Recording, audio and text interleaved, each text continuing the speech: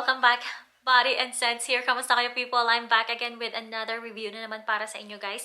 So for today's video, it's so exciting kasi nga i-review natin yung bagong mist na lumabas or ni-launch this year, 2023 from Bath and Body Works. So excited na kayo, guys. Excited na din ako kasi ito yung Luminous by Bath and Body Works Fine Fragrance Mist. Ayan siya. Ang ganda ng packaging. As in, first time kong nakita itong packaging. As in, sobrang nagustuhan ko talaga yung packaging niya. Parang mamahaling perfume yung style niya. Ayan siya. Yung ruby red na packaging, combination ng gold. It's so beautiful. Ayan.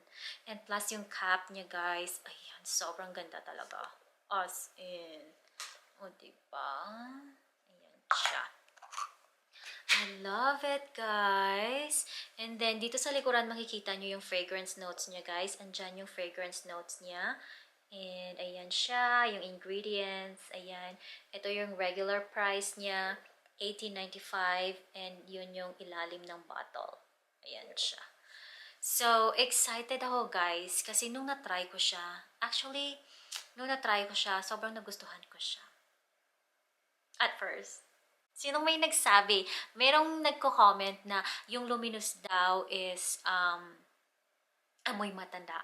Yun. Sino nagsabi na amoy matanda? Tell me.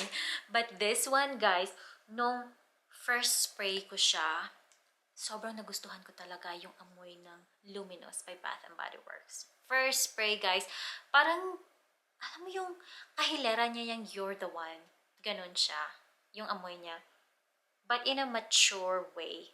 So, ang masasabi ko dito sa scent na ito, at first spray, it's very beautiful. It smells expensive. And it has this sophisticated vibe na amoy. Itong Luminous.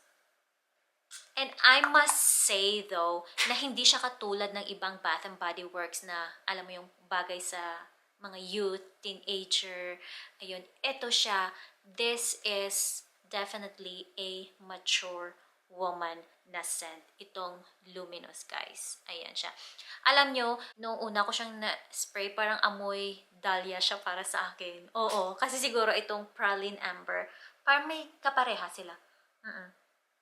And ang daming nagsasabi na dupe daw ito ng, ano ba yung Lancome La Vie et Belle na perfume, itong Luminous. But, na-try ko yung Lancome La Vie et Belle, but I'm not sure. Hindi ko naman kasi, hindi ako fan ng Lancome La Vie et Belle. Hindi ako fan ng mga mamahaling perfume, guys. Yung parang amoy strong, matapang, yung powdery, hindi masyado. Gusto ko yung mga youthful, yung mga Coach, Michael Kors, ganon. Yung mga Juicy Couture, ganon yung mga nahiligan ko. This one, yun, at first, naamoy ko siya para siyang dahlia.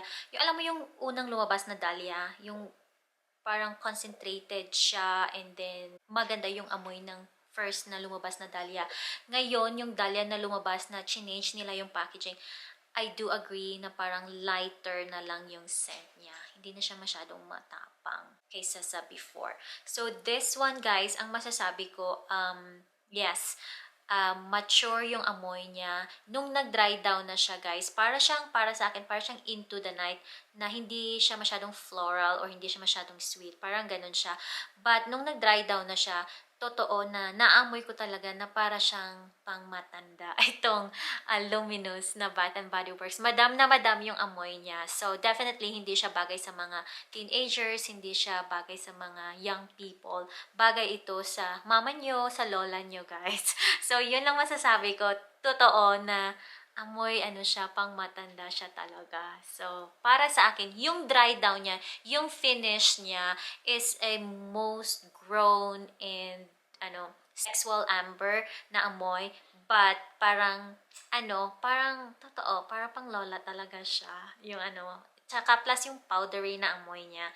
Yun, ganon. Parang, disappointed ako sa dry down niya. But so far, yung first spray niya, maganda siya. Siguro pag in-spray mo ito, parang one spray lang siguro. Konti lang yung ilalagay mo. Kasi maganda naman talaga siya pag hindi mo siya madamihan na spray. Kasi yung iba, like for example, my husband, nung na-spray ko ito, naamoy niya, hindi niya nagustuhan. Sobrang tapang daw and napangitan siya sa amoy. So, yes, ang masasabi ko dito, bagay siya sa, alam mo yun, sa mga mature woman, and then mahilig sa, alam mo yung matatapang na amoy. And this one is good for like date nights or cooler nights na scent, itong Luminous. So, that's it for me, guys. I hope you find this video helpful. And if na-try nyo na itong Luminous, let me know kung anong masasabi nyo. So, that's it. Thank you!